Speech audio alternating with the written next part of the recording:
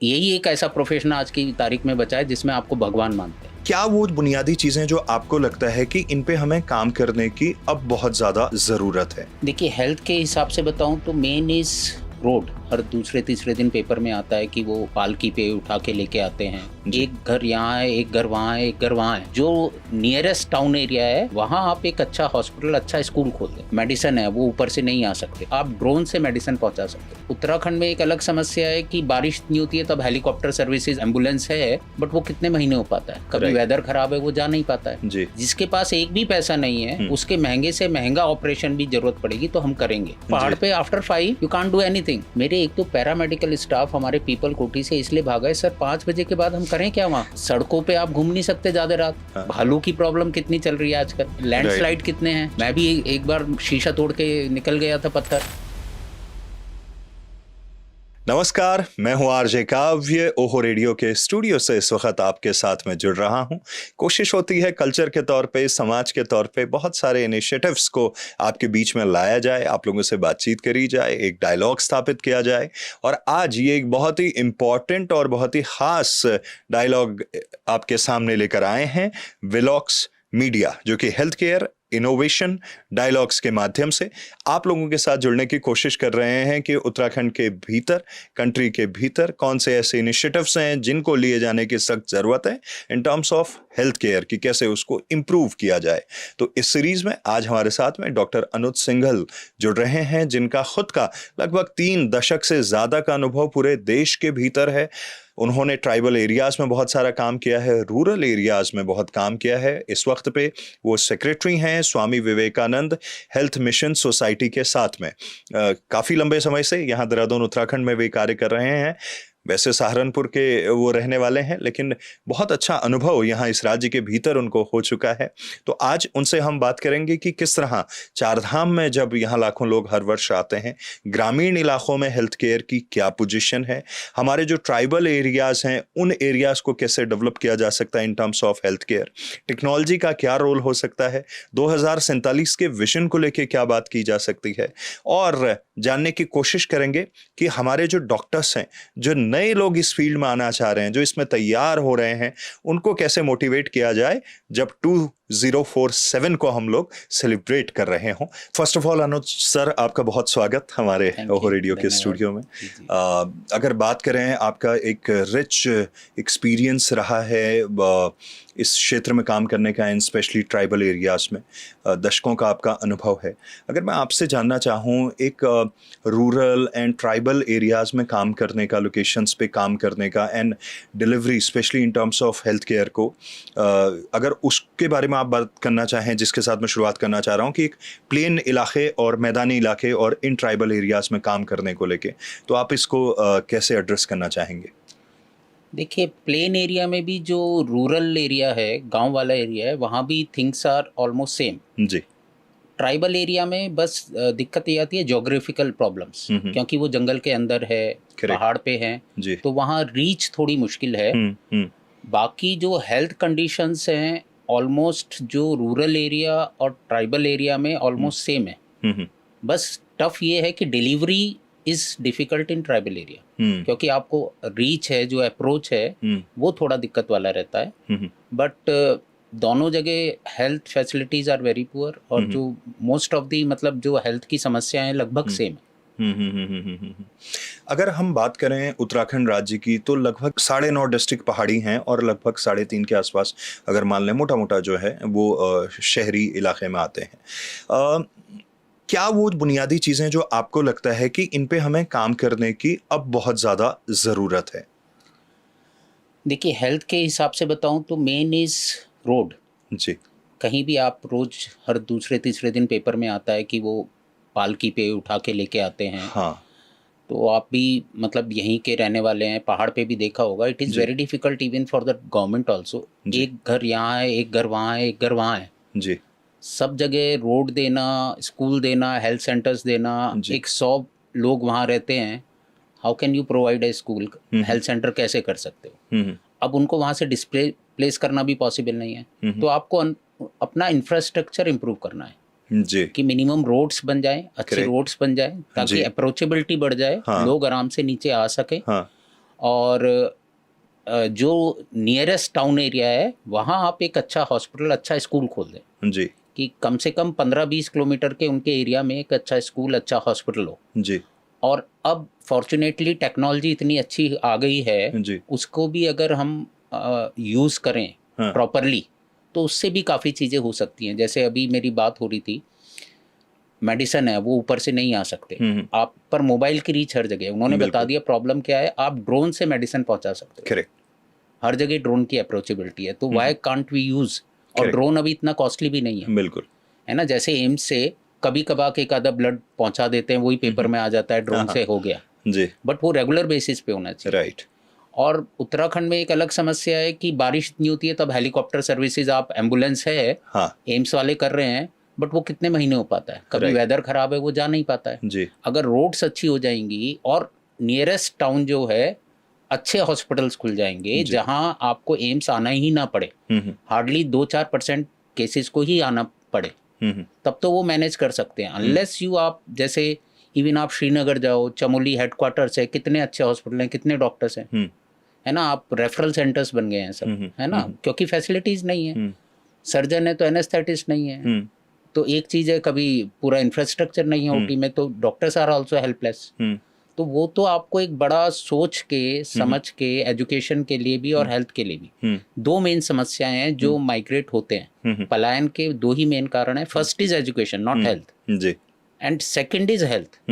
अच्छे स्कूल आप वहाँ खोल दोगे, अच्छे इंग्लिश मीडियम डिग्री कॉलेज अच्छे खोल दोगे, पहाड़ से कौन नीचे आना चाहता है। इतनी अच्छी लाइफ है, नो पॉल्यूशन। देहरादून भी अब गैस चैम्बर बन गया है, 300+ यहाँ भी AQI होने लगा है, हाँ। जिसको पहले बड़ा अच्छा मानते थे।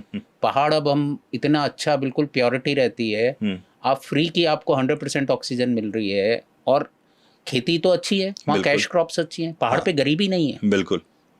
मैं जब यहाँ आया तो मुझे बताया कि भाई ये मत सोचो कि यहाँ गरीब लोग रहते हैं, गरीब कोई नहीं है, क्योंकि यात्रा की वजह से, कैश क्रॉप्स की वजह से पीपल आर मीडियम रिच हैं, मतलब पैसे की कमी नहीं है, फैसिलिटीज़ नहीं है। राइट।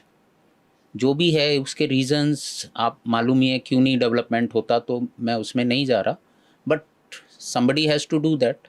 राइट। अगर वो हो जाएगा तो समस्या काफ़ी समाधान हो जाएगा। बिल्कुल।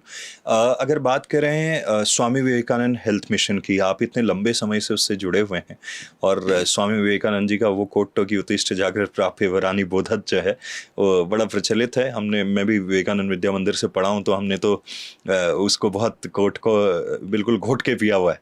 आपके अपनी ज़िंदगी के इस संस्थान के तहत क्या वो लक्ष्य हैं हेल्थ केयर को लेके जो आप अचीव करना चाह रहे हैं? बिकॉज आप तकरीबन आई थिंक 14 आपके हॉस्पिटल चल रहे हैं, 15। तो वो क्या लक्ष्य हैं जिनको आप चाहते हैं कि हमको ये अचीव करना है? तो पहले तो एक जो अनरीचेबल, इनएसेसेबल एरियाज हैं, पहाड़ पे ज़्यादातर हैं, वहाँ हम हर एक कोने कोने तक पहुँच सकें जी उत्तराखंड में, कि हर एक को हम क्वालिटी हेल्थ सर्विसेज दे सकें जी, और अफोर्डेबल प्राइस पे। जो जिसकी जेब में जितना पैसा, हम कहते हैं कि जिसके पास एक भी पैसा नहीं है, उसके महंगे से महंगा ऑपरेशन भी जरूरत पड़ेगी तो हम करेंगे। वो हमने लक्ष्य अचीव कर लिया तो हम समझेंगे हमारा वो लक्ष्य है। राइट। अभी भी हम यहाँ धर्मावाला जो हॉस्पिटल है, spine surgery, every type of surgery we do. Scoliosis जो पूरे उत्तराखंड में कोई नहीं करता है, रीढ़ की हड्डी टेढ़ी हो जाती है, जन्म से ही रहती है। बाहर दिल्ली में जाओगे 15-20 लाख का खर्चा है, यहाँ तो कोई करता ही नहीं है, हम यहाँ करते हैं, और वो भी पुअर रहते हैं, टोटली फ्री ऑफ कॉस्ट। अभी तक हम 6 सर्जरी कर चुके हैं। मई में अभी हमारा कैंप है, उसमें हम 3 सर्जरी कर रहे हैं। बड़े बड़े डॉक्टर्स, अभी मुंबई से डॉक्टर भोजराज सर हैं, फेमस, बहुत ही मतलब वर्ल्ड फेमस हैं। मुंबई में जितने भी VVIPs हैं, सेलिब्रिटीज़ हैं, उनको वो ऑपरेट करते हैं। उद्धव ठाकरे का भी उन्होंने ऑपरेट करा है। वो हमारे यहाँ वॉलंटरी बेस पे आते हैं, उन्हीं का स्टूडेंट वो है ना। एक डॉक्टर अभय नेने हैं, जी जी, माधुरी दीक्षित के जो हस्बैंड है, उनके रिलेटिव हैं, स्पाइन सर्जन, वो आते हैं। वो ऐसी कॉम्प्लिकेटेड सर्जरी अपने खर्चे पे आते हैं, अपना सब रहना खाना पीना फ्लाइट खर्चा अपने उस पे आते हैं, और डोनेट भी करके जाते हैं। तो ऐसे हमारे साथ इतने डॉक्टर्स बड़े हुए हैं। अब पहाड़ों पे भी हमारे हॉस्पिटल हैं, सारे चारों धामों के मार्गों में। बिल्कुल। अभी प्राइमरी हेल्थ केयर है, upper primary health care, OT वगैरह है, धीरे धीरे हम उनको अपग्रेड कर रहे हैं, ताकि ऑपरेशंस भी सारे हम वहीं कर सकें। अभी भी करते हैं, वंस इन अ मंथ, तो उसकी फ्रिक्वेंसी बढ़ जाए और अच्छी फैसिलिटीज हो जाए, ताकि पहाड़ के आदमी को नीचे आना ना पड़े। बहुत कम केसेस में, भाई 100% तो आप नहीं कर सकते, कुछ कॉम्प्लिकेटेड केसेस में आना ही पड़ेगा। तो देहरादून या जो बड़ा वो है, 5-10% से ज़्यादा पेशेंट्स को नीचे ना आना पड़े, 90% पेशेंट्स को सारा ट्रीटमेंट ऊपर मिल जाए। बिल्कुल, that is our goal at their affordable price. जी, क्योंकि देखिए फ्री की वैल्यू नहीं होती है। हम ये कहते हैं आपकी जेब में जितना पैसा है, 20,000 ऑपरेशन का हम लेते हैं सब कुछ मिला के। हाँ, पेशेंट कहता है मेरे पे 15,000 है, 15,000 दे जाओ। वो कहता है 10,000 है, 10,000 दे जाओ। 5,000 है, 5,000 दे। एक भी पैसा नहीं है तो भी हम कर देते हैं, राइट, बिना किसी डॉक्यूमेंट। जी जी। पर जितना जो सक्षम है उतना दे। फ्री वाली मेंटेलिटी हम उनमें डेवलप नहीं करना चाहते जी, वो उन्हीं के लिए घातक है। जी हाँ, देने वाले हम पे हैं, हाँ, बट हम उनको डिपेंडेंट नहीं बनाना चाहते। बिल्कुल, भाई जितना आप सक्षम हो उतना दो, बिल्कुल, ताकि उनको ये ना लगे कि हम उन पे कोई चैरिटी कर रहे हैं, बिल्कुल, कि भाई मैंने कुछ दिया। बिल्कुल, और पहाड़ में ये अच्छी आदत है, वो उनको ये मन में है कि अगर हम पैसा नहीं देंगे, फ्री कर लेंगे, तो वो ट्रीटमेंट सफल नहीं होगा, बिल्कुल, है ना। ये एक और अच्छी आदत है, तो इसलिए वो धीरे धीरे हम डेवलप कर रहे हैं सारे सेंटर्स ऊपर भी। बिल्कुल। आपने चार धाम का जिक्र किया, अभी अप्रैल में 19 तारीख को कपाट खुलने जा रहे हैं।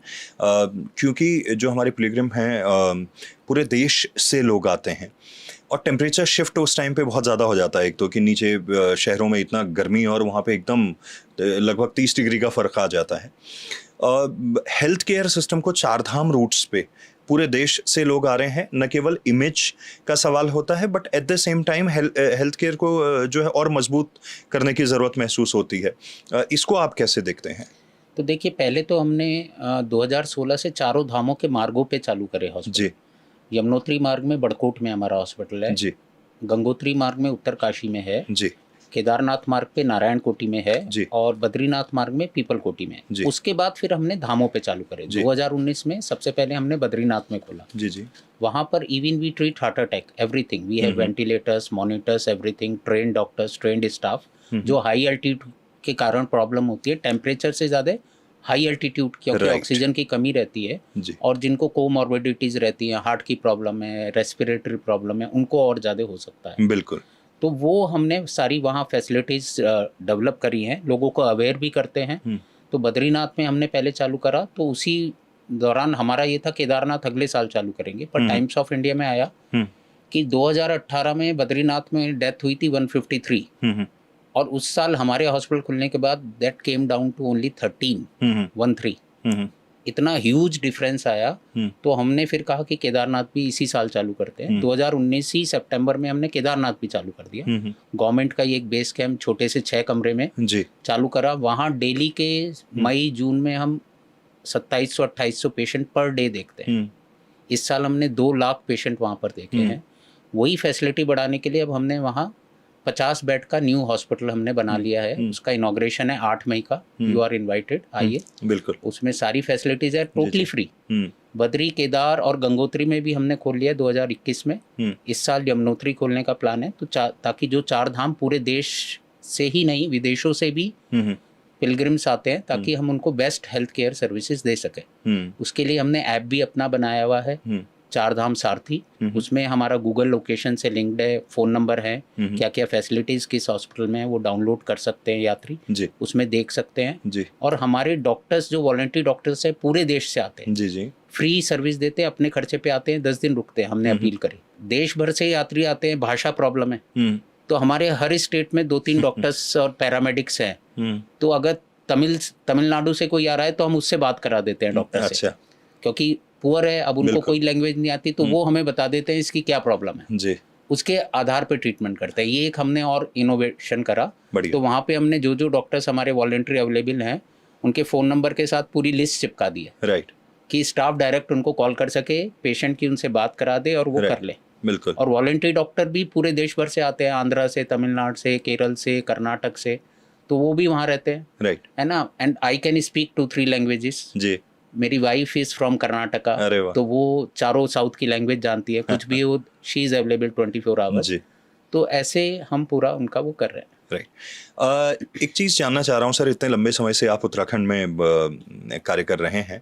आपने कहा कि आपके कहने पे देश भर के अलग अलग क्षेत्रों के लोग मुफ्त में आके भी यहाँ पे ट्रीटमेंट दे रहे हैं, सर्विस दे रहे हैं। लेकिन हम यहाँ कई बार ये पाते हैं कि हमारे राज्य के भीतर ही जो मेडिकल स्टाफ है, जो हेल्थ केयर के लोग हैं, बहुत अच्छे पैकेजेस, बहुत अच्छी फैसिलिटीज़ के बावजूद हिली टेरेन में काम नहीं करना चाहते हैं। कई बार वो मना कर देते हैं, वो कहते हैं कि हमको शहरों में ही करना है। ये एक बहुत बड़ा चैलेंज बन रहा है।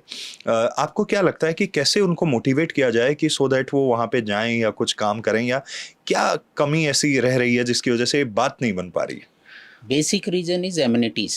जी। Basic amenities you have to provide. कोई इतना बड़ा पढ़ के जाता है, प्रोफेशनल्स हैं जी, आप कहो अपना घर ढूंढ लो, अपना खाना पीना रहना, बेसिक फैसिलिटीज तो जो भी इतना प्रोफेशनल है वो चाहिए। बिल्कुल। जब तक आप उसको बेसिक फैसिलिटीज नहीं देंगे, कोई डॉक्टर जाता है, आप उसको अच्छा कर दो, एक दो सर्वेंट दो, बना सके, कोई गाड़ी दो, गाड़ी वो अफोर्ड भी कर ले, तो जब तक आप वो फैसिलिटीज नहीं देंगे, बेसिक एमिनिटीज नहीं देंगे, जी, तब तक डॉक्टर्स ऊपर नहीं जाएंगे। जी। बाकी सब रेडी है, और थोड़ा पॉलिटिकल विल पावर। हाँ, आपको ही मालूम है, अब आपको पोस्टिंग करनी है, उसकी करनी है, फिर कोई सोर्स आ जाता है, वो अपना नीचे उतर आते हैं सब। जी, सारी डिपार्टमेंट में है ऐसा। राइट, है ना? तो जब तक आपकी पॉलिटिकल, अब जो हायर एडमिनिस्ट्रेटिव ऑफिसर हैं, डीएम हैं, बाकी हैं, वो भी तो जाते हैं, राइट, पर उनको फैसिलिटीज अच्छी मिली हुई है।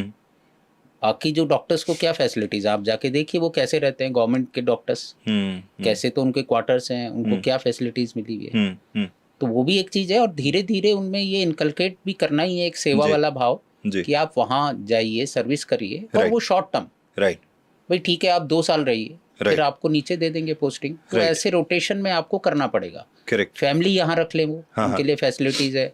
अब गवर्नमेंट ने अच्छा करा है, हेली सर्विसेज चालू कर दी हैं, तो आना जाना आसान हो गया है। तो धीरे धीरे वो अगर फैसिलिटीज बढ़ जाएंगी, रोड फैसिलिटी अच्छी हो, हेली सर्विसेज अच्छी हो, बेसिक एमिनिटीज अच्छी हो। मेरे एक तो पैरामेडिकल स्टाफ हमारे पीपल कोठी से इसलिए भागा है, सर 5 बजे के बाद हम करें क्या वहाँ?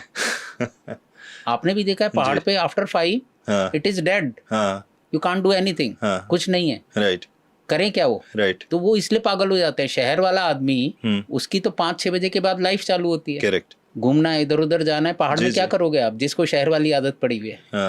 वो भी एक चैलेंज है भाई, सबको थोड़ा रिक्रिएशन चाहिए। राइट, रिक्रिएशन का फिर टीवी और उसके अलावा और कुछ नहीं है वहाँ पर। राइट। सड़कों पे आप घूम नहीं सकते ज्यादा रात, जानवरों का थोड़ा रहता है। अब हमारा पेटशाल में हमारा हॉस्पिटल है, वहाँ टाइगर आता है रात में सड़क पे, चमोली में आ जाता है सड़कों पे जी। आप रात में घूम नहीं सकते वहाँ पर। भालू की प्रॉब्लम कितनी चल रही है आजकल, राइट। तो वो एक सिक्योरिटी इश्यू भी है। लैंडस्लाइड कितने हैं, है ना। मैं भी एक बार शीशा तोड़ के निकल गया था पत्थर, कितनी बार मैं भी, कई बार बस 10 फुट आगे मेरे से पत्थर आके गिरा। अच्छा। तो लैंडस्लाइड, सिक्योरिटी प्रॉब्लम। 1-2 डॉक्टर हमारे यहाँ पुणे से ज्वाइन करने वाले थे जी, पर लास्ट ईयर इतने डिजास्टर्स हुए, इतने लैंडस्लाइड हुए, इतनी वो हुई, कोई पहाड़ पे इसलिए चढ़ना नहीं चाहता, राइट। Safety issue, right. मेरे पास फोन आ जाता है, यहाँ फ्लड आया, देहरादून में अब आया सहस्त्रधारा, भाई तू ठीक है क्या? तो भाई कोई दिक्कत नहीं है। तो आपके रिलेटिव्स आपके वो नहीं जाने देंगे, भाई इतनी पहाड़ पे है सेफ्टी। भाई आप तो यहाँ के हो, मैं भी पिछले 14 साल से आया हूँ, मुझे मालूम है कि ऐसा इशू नहीं है ज्यादा, पर दूसरे उसको तो फैमिली जाने देगी। भाई लाइफ है तो सब कुछ है, भैया तू यहीं रह ले, कम में रह ले, पर पहाड़ मत जा। तो ये थोड़े से इश्यूज हैं जिसकी वजह से दे आर रिलेक्टेड, राइट। इस वक्त पे जब हम ये बातचीत कर रहे हैं सर, टेक्नोलॉजी ड्रिवन चीज़ें बहुत चल रही हैं। इनफैक्ट दिल्ली में जब ये बातचीत हम रिकॉर्ड कर रहे हैं, एआई को लेके इतना बड़ा समिट चल रहा है वहाँ पे। टेक्नोलॉजी का रोल आज के ज़माने में स्पेशली हेल्थ केयर सेक्टर में और रूरल एरिया को लेके, बिकॉज अर्बन में तो क्या है, आपको 5 किलोमीटर 2 किलोमीटर पे कोई ना कोई फैसिलिटी मिल जाती है, बट रूरल में जहाँ गाँव 100 किलोमीटर दूर है, 50 किलोमीटर है डिस्ट्रिक्ट हेडक्वार्टर्स से, तो टेक्नोलॉजी का रोल कैसे देखते हैं आप? बहुत अच्छा है। हमारा एम्स ऋषिकेश के साथ टेली रेडियोलॉजी का उनके साथ हमारा एमओयू हो रखा है जी। तो उनके सब जगह हमारा, उनके जितने भी स्पेशलिस्ट हैं रोटेशन वाइज वो रहते हैं। जो ऐसे पेशेंट हैं हमने उसमें चालू करा है जिसको न्यूरोलॉजी की ज़रूरत है, कार्डियोलॉजी का रेफरेंस की ज़रूरत है, राइट। हमारे 2 फिजिशियन रहते हैं, तो वो पर्टिकुलर डे हम पेशेंट्स को बुला लेते हैं। तो उनका डायरेक्ट वीडियो कॉन्फ्रेंसिंग एम्स के डॉक्टर्स के साथ, न्यूरोलॉजिस्ट के साथ, कार्डियोलॉजिस्ट के साथ, यूरोलॉजिस्ट के साथ, गैस्ट्रोलॉजिस्ट के साथ सब हो जाता है जी। और वो हम सेट ऑफ मेडिसिन, दवाइयाँ सब वहाँ रखते हैं, इन्वेस्टिगेशन हम सब कर लेते हैं। तो उसके हिसाब से हम वो कर रहे हैं। एआई का तो रोल है ही अब बहुत सारी, but it should be used as an assistant. कई बार अब हर एक छोटा सा, अब देखते हैं हम, हमारा स्टाफ एप्लीकेशन लिखने लगा, इतनी अच्छी इंग्लिश, मैंने कहा ये क्या हो गया एकदम से, जो इंग्लिश लिखना नहीं जानता था वो Right. एआई, पर उससे क्रिएटिविटी खत्म हो जाएगी। राइट और देखिए भगवान ने हर एक की बॉडी अलग बनाई है, खाली एआई से नहीं होगा। जी आपको डॉक्टर को अपनी क्लिनिकल नॉलेज भी यूज करनी पड़ेगी। AI should be used as an assistant, हाँ पर रिमोट एरिया में इट कैन डू वंडर्स। बहुत सारे, अब हम एक फंडोस्कोपी के लिए भी एप्स आ गए हैं, जी टेक्नोलॉजी आ गई है। बस आप नहीं है, ऑप्टोमेट्रिस्ट ने आँख पे लगाया, आपके रेटिना में क्या प्रॉब्लम है पता चल जाएगी, जी और वो रियल टाइम में वो डाटा डिलीवर हो जाएगा ऑफ्थेल्मोलॉजिस्ट को, जी वो उसको चेक कर लेगा करेक्ट है कि नहीं। प्योरली एआई बेस्ड आप उन पे चलेंगे तो it would be disaster. Right doctor की नॉलेज जो है वो 20-25 साल के एक्सपीरियंस से आई है, खाली आप उसके हिसाब से नहीं बता सकते पढ़ के कि यही है। तो वो, बट इट इज़ गुड जहाँ कोई भी नहीं है, राइट नोबडी इज देयर, तो वहाँ पर हेल्थ वॉलंटियर, हमारे गांव में हेल्थ वॉलंटियर डेवलप करते हैं, उनको एक बेसिक किट देते हैं। राइट और फॉर्चुनेटली सब जगह मोबाइल रेंज है, तो वो Right. डॉक्टर से बात कर लेते हैं, ये है क्या मेडिसिन देनी है, वो दे देते हैं। राइट टेस्ट आजकल बहुत जस्ट स्मॉल ब्रीफ केस में आ जाते हैं, राइट आप वहीं गांव में जाके टेस्ट कर सकते हैं। राइट एक्सरे भी इतना छोटा आ गया, जस्ट लाइक अ कैमरा जिससे आप वीडियो रिकॉर्डिंग कर रहे हैं, जी उतने साइज का एक्सरे है। राइट अभी टीबी का डिटेक्शन चल रहा है, जो मोदी जी की स्कीम है, वो जी। गांव जाके इस टाइप के एक्सरे से कर रहे हैं। राइट तो हमारे पास भी ऐसे 4-5 हैं एक्सरे, हाँ तो हम गांव में, केदारनाथ में, बद्रीनाथ में वही वाले हैं। तो Right. पेशेंट के बेड पे जाके ही आप, छोटा सा वो है, हार्डली 2.4 kg वेट जी। उसका, एंड विद इन 10 सेकेंड्स आपकी इमेज लैपटॉप पे आ जाएगी। राइट और कहीं से ब्लूटूथ से आप किसी को ट्रांसमिट भी कर सकते हैं। Right. हाथ के हाथ डॉक्टर ने बता दिया भाई इसमें ये है। राइट तो टेक्नोलॉजी ऐसे ही, ब्लड टेस्ट है, इन्वेस्टिगेशन है, बहुत यूज़ है, हम उसको धीरे धीरे अपने में इनकॉर्पोरेट कर रहे हैं। राइट बट उसको जुडिशियसली यूज़ करना है, राइट अकल से यूज़ करना है, उस जी। पर टोटली डिपेंडेंट नहीं होना है। राइट बिल्कुल। तो सर मार्च के महीने में ये जो हेल्थ को लेके समिट होने जा रहा है, एक तरह से कॉन्क्लेव है, उसको आप कैसे देखते हैं पॉलिसी मेकिंग के मामले में? बिकॉज वहाँ पे डायलॉग्स भी होंगे, कुछ चैलेंजेस के ऊपर भी बात होगी, सॉल्यूशंस को लेके बात होगी। नेक्स्ट 5 इयर्स के लिए अगर उत्तराखंड को देखा जाए तो हेल्थ केयर में हमें क्या बहुत अच्छे से बदलाव पॉलिसी के लेवल पे करने की ज़रूरत है? देखिए, व्हाट आई फील, पॉलिसीज सब अच्छी हैं, जी execution is the main thing. Health system इतना अच्छा बना रखा है, जी पहले आपके पास आंगनवाड़ी में है, राइट आशा वर्कर है, जी सब सेंटर है, जी फिर आपके पास पीएचसी है, फिर सीएचसी है, फिर डिस्ट्रिक्ट हॉस्पिटल है, फिर मेडिकल कॉलेज है। जी ये सारे सेंटर पे स्टाफ हो, मेडिसिन हो, वो प्रॉपरली चलें। जी ये पूरे पहाड़ों पे भी हैं। राइट बेसिक चीज़ है, बेसिक मैसेज है, एग्जीक्यूशन। वो अगर प्रॉपरली चला लें, जो आपका ऑलरेडी इंफ्रास्ट्रक्चर है, Right. किसी नई चीज़ की ज़रूरत नहीं है, हाँ एग्जिस्टिंग को आप अच्छे से एग्जीक्यूट कर लें, Right. संभाल लें, वो मोटिवेट करने की, वो एग्जीक्यूट करने की प्रॉपरली जी। ज़रूरत है। जी पॉलिसीज़ देखिए बहुत बढ़िया हैं, जी जैसे पहले भी हमारी बात हो रही थी, पॉलिसीज़ बहुत अच्छी बनाते Right. हैं, सब ब्रेन वाले ही बनाते हैं जिनको मालूम है, बट वो execution is the main thing. Right तो एग्जीक्यूट करने की ज़रूरत है। मेरा मैसेज तो यही है कि आप एग्जीक्यूट करिए उसको, राइट एग्जिस्टिंग सिस्टम को ही, जी तो सारी प्रॉब्लम खत्म हो जाएंगी। बिल्कुल। तो ये उत्तराखंड के कॉन्टेक्स्ट में तो बड़ी ज़बरदस्त बात आपने कही। देश को लेके अगर बात करूं, 2047 को लेके सभी लोग एक्साइटेड हैं। 2047 को लेके जब हमारी इंडिपेंडेंस के 100 ईयर्स होंगे, तो हम हर दिशा में चाह रहे हैं कि चीज़ें अच्छी हों, और उसको जब हम सेलिब्रेट कर पाएँ तो दुनिया के लिए भी एक एग्जाम्पल बने। हेल्थ केयर उसमें बहुत इंपॉर्टेंट रोल निभाने वाला है। उसमें आप क्या मैसेज देना चाहेंगे हमारे डॉक्टर्स हों, पॉलिसी मेकर्स हों, एंटरप्रेन्योर्स हों? क्योंकि आजकल तो एंटरप्रेन्योरशिप हेल्थ केयर के मामले में भी आप देखिए रोज़ नए स्टार्टअप्स हो रहे हैं। पहले आपको एक छोटी सी चीज़ के लिए तुरंत डॉक्टर के भागना पड़ता था, आज आप घर पे ही कई टेस्ट, कई चीज़ें, टेलीमेडिसिन, बहुत कुछ हो गया है। तो जो इनिशिएटिव्स ले रहे हैं लोग, आपकी तरफ से क्या मैसेज रहेगा ओवरऑल फ्रेटर्निटी को? डॉक्टर्स नंबर बढ़ता जा रहा है जी मे बी 4-5 साल में कहीं भी डॉक्टर्स की कमी नहीं रहेगी, क्योंकि शहर में इतने हो जाएंगे, उनको जाना ही पड़ेगा रूरल एरिया में, इतना सैचुरेशन हो चुका है। जी बट अभी एक मेजर प्रॉब्लम जो मुझे लगती है, मेरा पर्सनल वो है जी कि अभी 2 टाइप के हॉस्पिटल हैं, या तो कॉरपोरेट हैं, हाँ, बड़े बड़े, हाँ। या फिर गवर्नमेंट है या क्लिनिक्स है। राइट जो बीच वाले हॉस्पिटल पहले होते थे, नर्सिंग होम, जी हमारे ज़्यादातर फैमिली हाँ। डॉक्टर हैं, उनके पास चले जाते हैं, बिल्कुल। वो कॉन्सेप्ट खत्म होता जा रहा है। तो जो एक मिडिल क्लास है, लोअर मिडिल क्लास है ना, टोटली इंश्योरेंस पे डिपेंडेंट है। हाँ, इंश्योरेंस नहीं तो आप गए, इंश्योरेंस पैकेजेस बढ़ते जा रहे हैं। गवर्नमेंट में फैसिलिटीज उतना ओवरलोड बहुत ज़्यादा है भाई, डेली आता है 2500 patient, 3000 patient Doon district, Doon hospital में, दून मेडिकल कॉलेज में कैसे मैनेज करेंगे डॉक्टर? आपको वहाँ पर स्टाफ बढ़ाना पड़ेगा, डॉक्टर्स बढ़ाने पड़ेंगे, फैसिलिटीज बढ़ानी पड़ेंगी। एक डॉक्टर 100 पेशेंट अगर एक दिन में देखेगा, क्वालिटी क्या रहेगी? राइट। तो डॉक्टर्स आ रहे हैं, बट उसके लिए आपको सारा लॉजिस्टिक्स वो सारा देना पड़ेगा।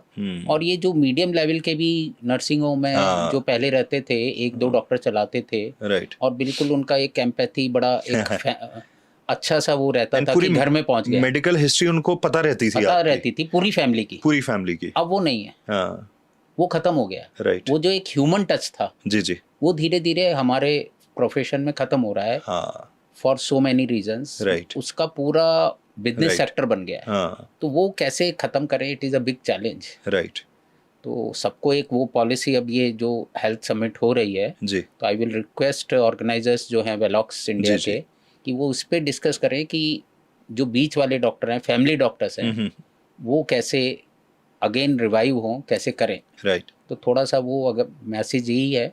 और मैं जैसे कई बार मेडिकल कॉलेज में जाता हूँ जी, कई बार डॉक्टर्स वो कहते हैं, मैंने कहा 9th और 10th में ही काउंसलिंग हो जानी चाहिए बच्चों की, अगर आपको डॉक्टर बनना है। It is a noble profession. आप कंपैरिजन मत करना कि इंजीनियर 4 साल में बनते ही उसको 30 लाख का 40 लाख का पैकेज बन गया। पैसे की सोच के आ रहे हो तो इट इज़ नॉट फॉर, ये प्रोफेशन आपके लिए नहीं है जी। आपको समाज की सेवा करनी है, उनकी करना है, तो आप वही सोच के आओ। आपको अगर कंटेंटमेंट है, कंपैरिजन करोगे तो कभी इस प्रोफेशन में आप हमेशा परेशान रहोगे। राइट। और डॉक्टर प्रोफेशन ही एक ऐसा है, अगर आप ईमानदारी से काम करोगे, कहीं भी बैठ जाओ, अच्छा खाना पीना मिलेगा, आराम की लाइफ मिलेगी जी। बाकी तो आप मारुति है, बगल वाले पे ऑडी है, वो कंपैरिजन का कोई लिमिट नहीं है। राइट। कॉलेज में भी यही कहता हूँ, कई बार ये आता है एग्जाम्पल, प्राइवेट बहुत महंगा हो गया है, फादर ने जी 1 करोड़ लग गए उसकी पढ़ाई में, 2 करोड़ लग गए। जी जी। कहता हूँ जो पेरेंट्स दे रहे हैं वो सक्षम है इसलिए दे रहे हैं जी, वो आपसे वापस तो नहीं मांग रहे। करेक्ट। बच्चे से कोई वापस मांगता है? नहीं। तो फिर आप क्यों ये माल प्रैक्टिस कर रहे हो? पिताजी ने तो नहीं कहा कि भाई मैंने तेरे को 2 करोड़ लगा दिए, तू मुझे वापस दे। चाहे प्राइवेट में पढ़ रहे हो चाहे सरकारी में पढ़ रहे हो, जी, आपको तभी पढ़ना है, इस प्रोफेशन में तभी आना है। You should be very much clear कि मुझे समाज की सेवा करनी है, पेशेंट की करनी है। राइट। घर आपका वो चला देंगे, हाँ, उसकी चिंता नहीं करनी है। जी। अगर आप ये सोच के आएंगे तो मेडिकल प्रोफेशन अच्छा चलेगा। हाँ, ये जो माल प्रैक्टिसेस हैं, जितना वो हो गया है, अच्छे से चलेगा। तो बच्चे की 9th-10th में काउंसलिंग हो जाती है, उसको एज अ प्रोफेशन लेके ना चले, कैरियर लेके ना चले। जी। Medical profession is totally different. Right. तो उस हिसाब से आए कि मुझे समाज की सेवा करनी है, मुझे कोई करप्ट प्रैक्टिस नहीं करनी है, जी, जो मुझे मिल जाएगा उसमें मैं संतुष्ट रहूँगा। आप लगातार बैठते रहोगे, समाज आपको बहुत, यही एक ऐसा प्रोफेशन आज की तारीख में बचा है जिसमें आपको भगवान मानते हैं अगर आप जी, प्रॉपर प्रैक्टिस कर रहे हैं, ईमानदारी से कर रहे हैं। वही भगवान कई बार डॉक्टर को शैतान भी बना देता है आपकी लालच की वजह से, जी, है ना। आपको बहुत, मैं भी सुनता हूँ, बिल्कुल। क्या डॉक्टर ये तो शैतान हो गया, ऐसा कर दिया वैसा कर दिया। और ऐसे भी डॉक्टर हैं, भगवान मानते हैं, पैर छूते हैं। ये डॉक्टर साहब बहुत अच्छे हैं जो ईमानदारी से प्रैक्टिस कर रहे हैं। नहीं, बिल्कुल सर। आई थिंक बहुत ही सरल आसान भाषा में आपने बहुत अच्छी चीज़ें हमको बताई। हमारे देखने सुनने वालों को इससे ज़रूर फ़ायदा पहुंचेगा। And thank you very much, आप हमारे ओहो रेडियो के स्टूडियो आए। बहुत बहुत धन्यवाद।